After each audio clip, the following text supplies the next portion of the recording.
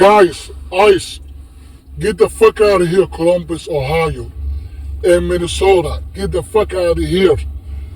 Why you listen to Donald Trump, the dumbass nigga? Why listen to him? Listen, the president of America, Donald Trump, listen, why you target Somali people? You know, your mama, your daddy, they are immigrated. Do you know that? They are immigrated. And why you targeting people for no reason? Listen, you the one garbage, bro. I'm not talking about all Americans.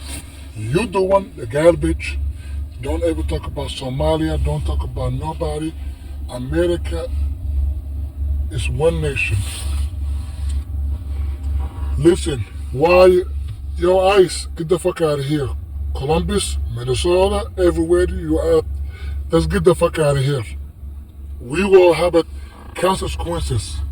Do you know Jackie Frey? He say ICE need to get the fuck out of here to Minnesota. And I'm asking you a question. Let's get the fuck out of Columbus, Ohio. I'm glad you can chase us because when you don't know where we are at the home. Listen, Trump, one day you gonna be no more president and you gonna get in jail.